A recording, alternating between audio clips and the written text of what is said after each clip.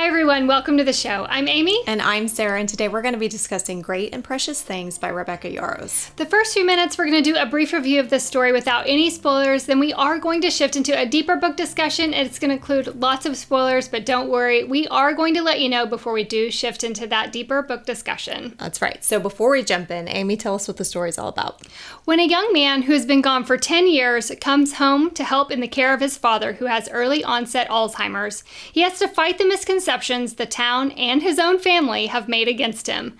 Joining him in the fight is his childhood best friend, who he's secretly been in love with all of these years. This small town, childhood friends to lovers, forbidden romance, has family, tension, and small town gossip in spades. Sarah, what did you think about Great and Precious Things? I don't know what I was expecting with this story, but it exceeded my expectations, and it was so beautiful. The story was a little bit emotional because of the dealing with the Alzheimer's, having a family member who we had walked through that with. I kind of felt for Camden, but I love the way that she wrote this story and the way she navigated the relationship. And what did you think of it? I also wrote that this story is emotional. Rebecca Yarros is a solid writer, and I enjoyed this story so much of redemption and reconciliation. It's so good. Let's get into our ratings. Angst. I did this a 2. Me too. Oh, well, there you go. I don't have to explain myself. To the listeners, why don't you? Oh, sure. Yeah. To you guys. Hi. Welcome. Come along for this. No, for the angst, I didn't feel like it was anything that I couldn't handle. It felt like it felt a little bit more on the emotional side than the angsty side, I guess. So that's why. There were some angsty scenes, but some of the expected angst was on the predictable side, which I'm okay with. And so that brought my rating down a little bit. Humor. I gave it like a 1.5. I was lower. I did 0.5. I knew you would be lower. I knew. Come on, Amy. I'm like predictable. There's humor throughout. It's there sprinkled. It's not a ton, but it's still funny. All right, spiciness.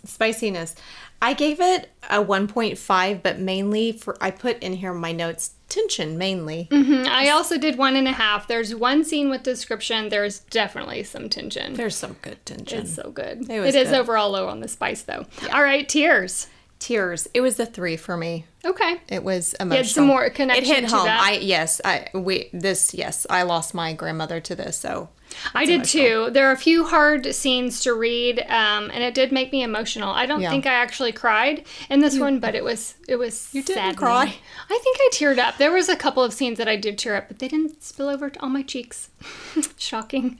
I did. I cried. Of course you did. Overall. Just call me Graham. Overall, it's a 4.25. Me too. I teetered between 4.25 and 4.5, and I think the reason why it ultimately went down to 4.25 was the length of the chapters, and that was a personal preference for me. It was harder for me to get through some of them, and it took me a little bit more time, but overall, it was a fantastic story. It's a fantastic story. She's one of those authors that every time I pick up one of her stories, I'm just... Me too. Just so good. She's solid, and I love these characters very much. I do too. All right, that concludes the spoiler-free quick review of the story. Now we are going to shift into a deeper book discussion, which if you would like to continue on with us on that discussion, simply click the link below, or you can search any podcast platform, Post-Book Depression. We would love to connect with you on social media. You can find us on Instagram at Post-Book Depression Podcast, on Facebook in our Post-Book Depression discussion group. You can also email us at postbookdepressionpodcast@gmail.com.